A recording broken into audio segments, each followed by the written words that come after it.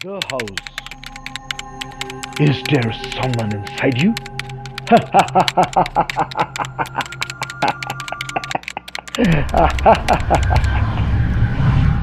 Things go awry when your place of stay is disturbing. After a day's work, all yearn to come home and relax under the shade of security and solitude. The year 1987, 19th November, 5 p.m. Mubashir was returning home from the paddy fields when he heard a sudden loud shriek coming from the direction of his house. With trembling legs he ran. What can it be? Who can it be? Questions ran randomly in his puzzled mind. As he reached his house panting, what should he notice? His wife, all decked up with jewelry, swinging on the swing with a horrid smile on her face. He just stood there in a state of shock, as his wife disliked wearing jewelry, and many a time small little arguments cropped up among them regarding this. Before he came to any conclusions, both his daughters rushed out and clung on to him in fear. After some time, his wife got down from the swing and, very absent-minded, went into the house. All followed. That night was a sleepless night for all, except for Shabana, his wife, who slept soundly. The next morning was like other days, nothing extraordinary, but now all at home had their watchful eyes on Shabana, waiting for something to happen. The elder daughter left for college, the younger one to school, and Mubashir to the fields.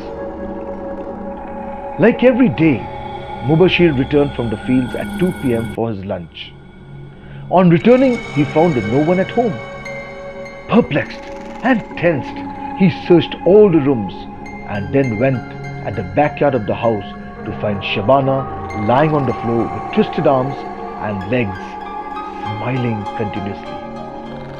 This scene was horrific, and he fell on the floor unconscious.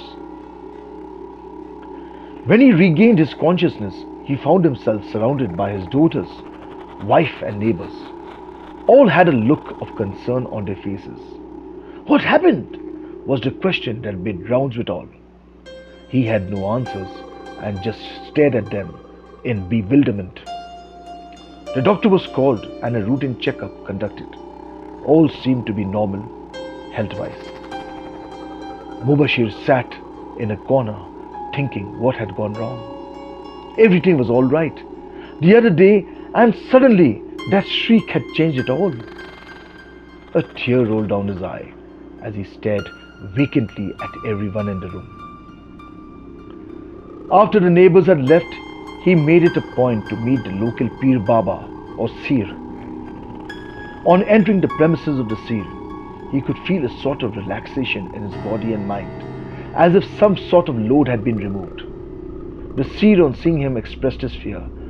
Mubashir, you and your family are in great danger. A very powerful jinn had taken over your household. On hearing this, Mubashir fell prostrate in front of him and begged to be saved from this recent danger. The Seer seemed helpless, and he confessed it was beyond his reach. Mubashir left disheartened. Days passed and his wife's condition worsened. She now would often be caught eating raw fish and meat in the kitchen.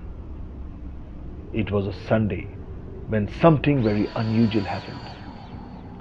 Mubashir's eldest daughter, Amina, was getting ready to attend a friend's marriage when suddenly she fell down unconscious.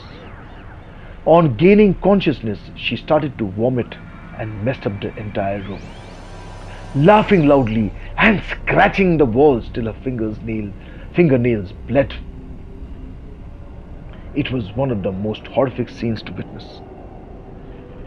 Mubashir, along with the neighbors, found it very difficult to control her. Anyhow, they tied her down to the bed. It was then that she started speaking in a coarse male voice in a language that was later identified as Arabic. First his wife, now his daughter.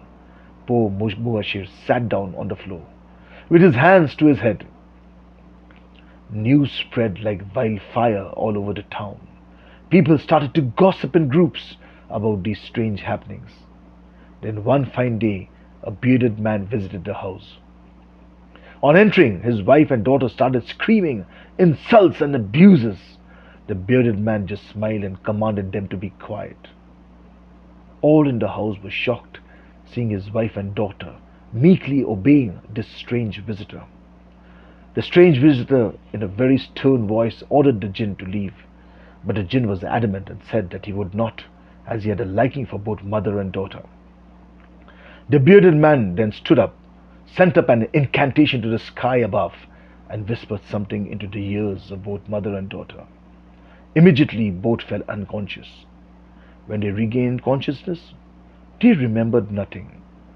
Peace had once more returned back to the family. Mubashir felt relieved. Still now, on full moon nights, you can hear whispers all over the house, running footsteps, and the sweet smell of jasmine. I think someone is still out there.